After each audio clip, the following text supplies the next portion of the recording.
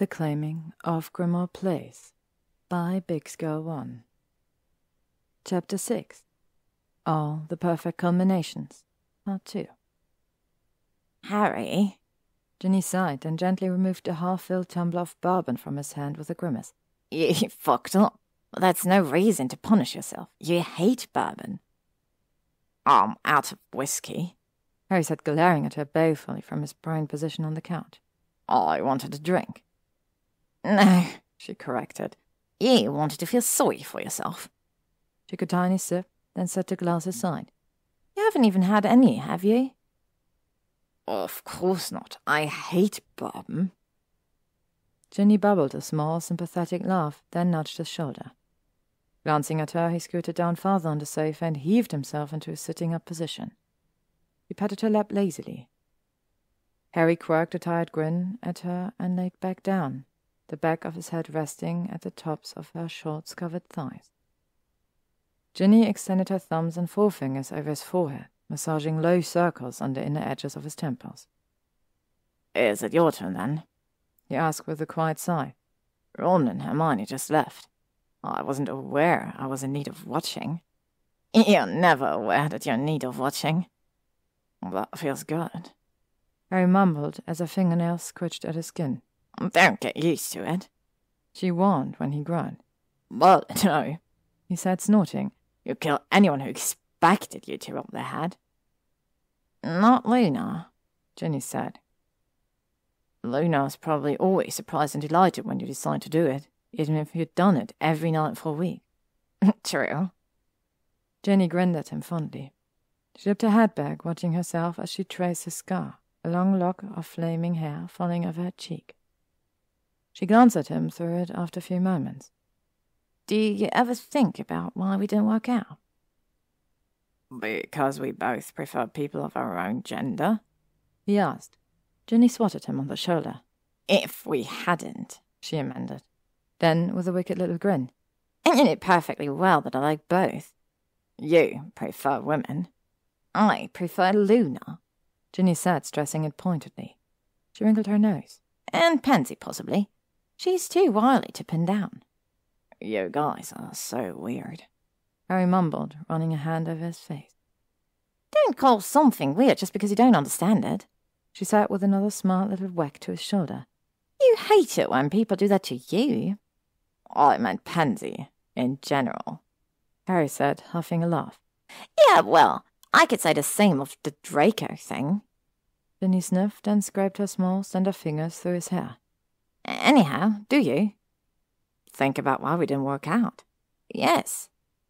Not really, Harry said, bracing himself for her to hit him again. When she didn't, he peeked at her through slitted eyes, then relaxed marginally. Hermione says it's because we're too much alike. Ginny made a non-committal sound. Maybe. But I think it's more that She paused, wrinkling her nose as she searched for the right word. Ways we're alike don't suit each other. And I think, well, we were kids. We were a replacement for something. In your case, and a fantasy of something in mine. Harry sighed, reaching up to still her hand in his hair. It wasn't as though that it hadn't occurred to him. They'd even both alluded to it once during an ugly fight, but neither of them had ever stated it so bluntly before. What's your point, Jen? We gave up on each other because we weren't right for each other, she said simply. Well, it doesn't exactly help me, he told her with a weary smile. It would have been over if just one of us had decided it was. You know that. And Draco has. Has he, though? He moved out to get away from me, Jen. Harry sat up, turning to face her. He has no resources. He quit his job to get away from me. He hasn't contacted his friends or come back for Frank, and he closed his bloody outbox. He finished on a half-yell, viciously running a hand through his hair. That seems as if he's done, and I know I fucked up, but that he won't even talk to me is unfair. Harry nodded miserably, wondering if it were true. Wondering how well he'd listened when Draco had tried to talk to him. Do you want to know what I think? Ginny asked after a moment. Does it matter if I don't? Not really. He grinned. Then go ahead, Harry said, rolling his eyes. I think you fucked up, but he did too. Harry blinked. Ginny shrugged. You need to push him again. You walk on bloody eggshells around each other, thinking it's going to fall apart. We do not. I push him. I've seen it. You wanted each other and you got each other and you frequently shits to each other, but there's more to you. You're holding something back and so is he. Ginny said flatly, talking over him. Are you suggesting we duel? Harry asked, irritated. He tried to place the hard rise of pressure behind his breastbone and thought about all of the times he'd wanted to demand to know what was going on between them, to tell Draco how furious he was, that he was still keeping secrets, still lying. How many times he'd wanted to take the bastard out for dinner, even only to be turned down. Mal and Harry, trust ye to think up the most extreme solutions. Ginny shook her head at him, as though he were daft. I'm suggesting you fight for him, and then stop fucking avoiding everything you're both too scared to say to each other. I told him I loved him, Harry said tersely. The words stung, as badly as they had when Draco had acknowledged them, as though they were nothing more than rain sliding off impervious. Do you ever confront him about the things that make you unhappy? He persisted calmly. Rubbing the back of his neck, Harry opened his mouth to respond when the flue flared to life. Pansy stepped through, dusting non-existent powder off her black jeans. She stopped when she saw him. Oh, you? This is my house, Harry said. Looked at Ginny, who seemed pleased. Are you coming back? She asked Ginny, ignoring him outright. You said you wouldn't be long. He was drinking himself into a coma when I got here, Ginny said. I had to stay. Pansy took a glance at him, then snorted. Liar. He misses Draco. So? Don't piss off the Slytherin you're sleeping with, Pansy said. She sniffed, raising a pointed eyebrow at Ginny. It's good advice for anyone. Have you heard from him? Harry interrupted their flirting in a low tone, the words coming out without prior forethought. He can fend for himself, Pansy said, the maliciousness of her tone doing nothing to hide her worry. He doesn't need you, Potter. Yes, he does. In a burst of shocking adrenaline, all the frustration, the previous week reaching a boiling point, Harry stood and stalked over to her. Her eyes widened, a darker green than his own, shot through with little amber flecks, but she jutted her chin out at him. He does need me. Just because he hates it doesn't make it not true. And I would hate it too, I get it. I've saved him when we were kids and it hurts his pride, and I get it, Pansy, okay?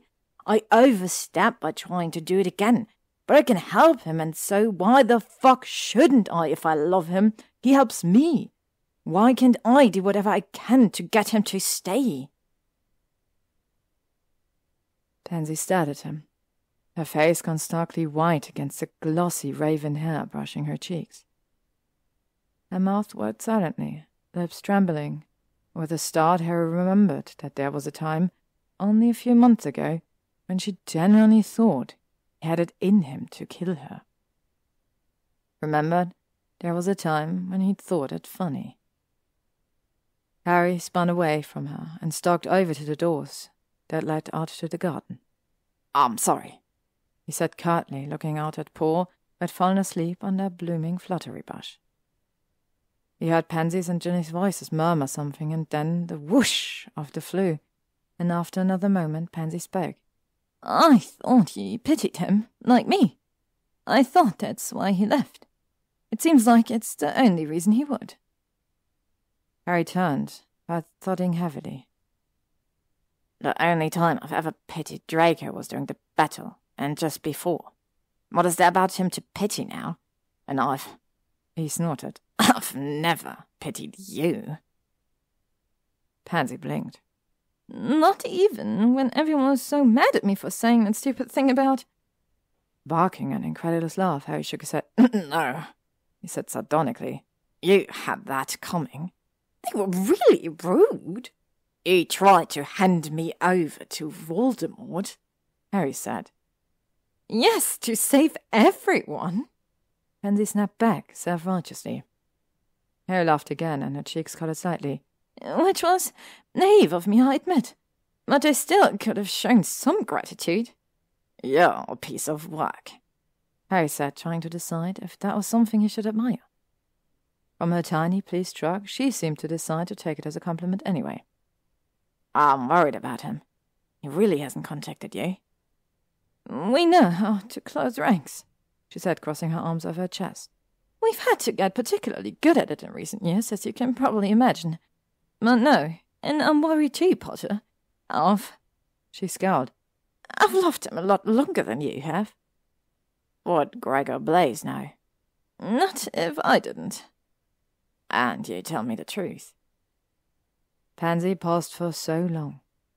Harry thought she wasn't going to answer. Then, grudgingly, "Might even stop telling him he's being stupid about you." It's likely the biggest concession he would get from her, but Harry decided to be grateful for it nonetheless. He nodded, throat tight, and when he spoke his voice was thick. "How do you think he is?" She hitched one shoulder up, her smile turning wry. "He is Draco," she said simply, and Harry didn't know what exactly she meant by that, but it sounded so true. His knees went watery. "He's Draco." "Yeah," he said hoarsely, as they stood there looking at each other. "He is." Pansy sighed. She ran a hand through her hair. "Ginny, Luna, and I are having dinner." "Oh, yeah, let me know if you—" I will," she said, pursing her lips. She gave an abstract wave, unused to gesturing to Harry in such a manner, then went to the flue and stepped into it with no further goodbyes. Harry walked over to the sofa again and sat back down. The fireplace, empty now, visitors lit up. It wasn't cold outside, or in since the key had appeared. Grimmauld Place seemed to be working overtime to attend to Harry's creature comforts, but he found the crackle of it soothing. He stretched out a leg and propped his foot on the edge of Frank's shell, just for the contact. "What are we going to do?" he asked, Frank quietly. "Air will return," came the familiar whisper back. Harry jerked, pulling his wand to spell the lights brighter. "House?" said tentatively, feeling daft and hopeful all at once. "House do not talk, do not know to talk.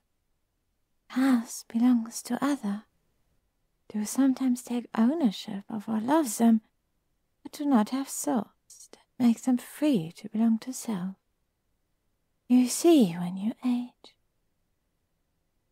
Harry swallowed hard, though it gone sandpapery. His eyes fell to Frank. "Frank?" he asked. Can you talk?" Frank looked at him, calm and wise, and Harry sat off the sofa, scooting over to his side.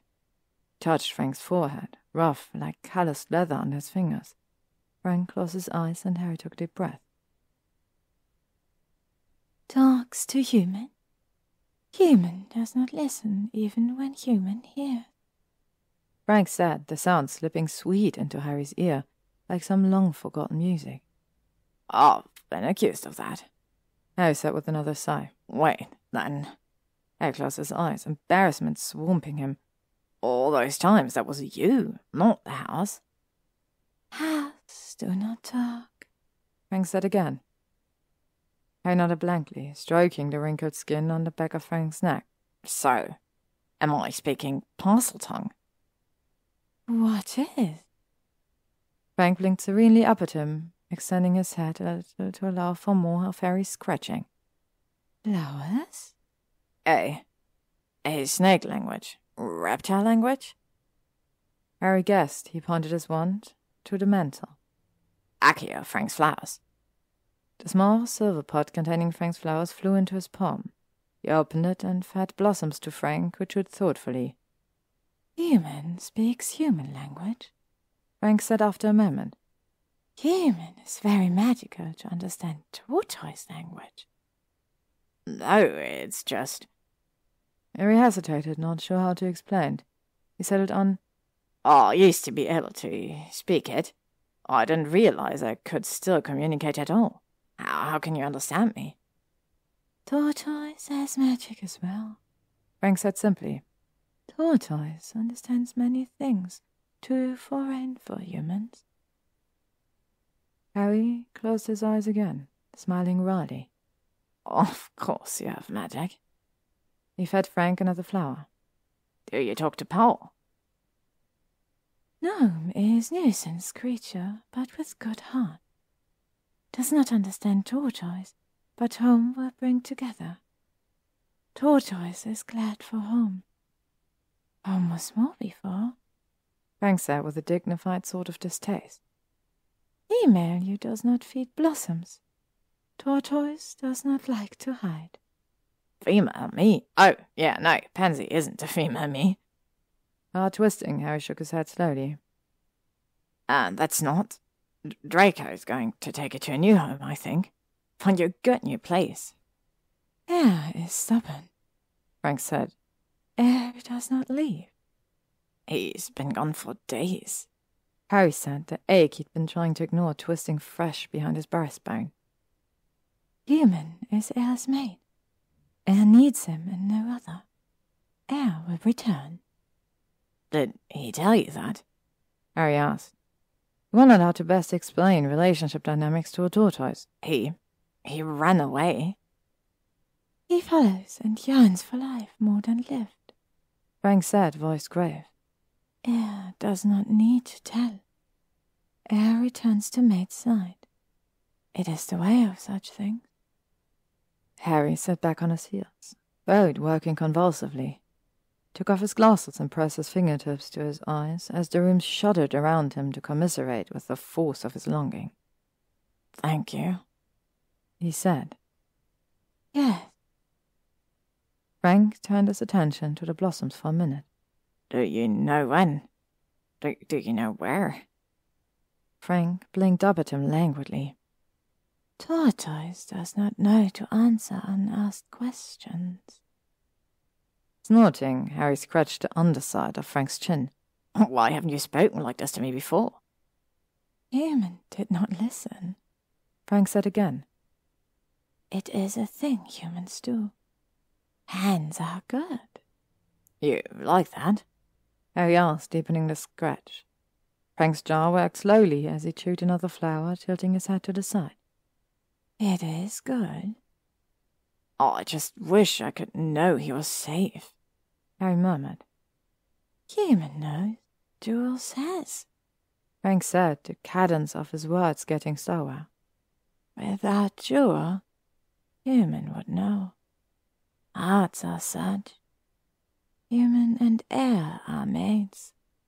Belong to one another the way house belongs to human.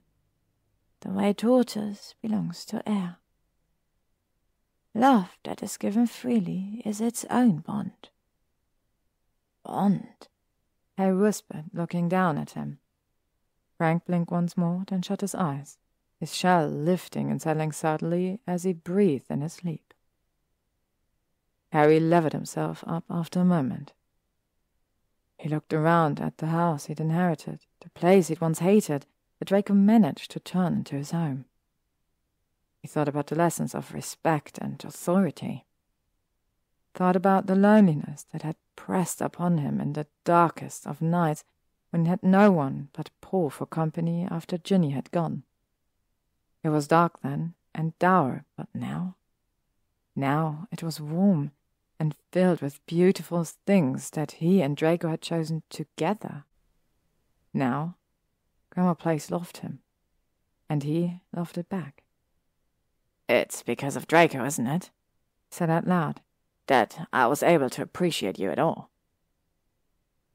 There was no answer, but Harry felt a burning tug in his fingertips, a plea from the house asking him to open the door. Oh, I can't, he said regretfully, watching the fire flicker at him. Even that seemed beseeching. I want you. I will, but not without... Potter? Who are you talking to? To be continued. Thank you for listening to this part of Declaiming of Grimmauld Place by bixgirl1. If you would like to stay up to date on upcoming chapters and stories, you can follow me on YouTube, Spotify, or AO3.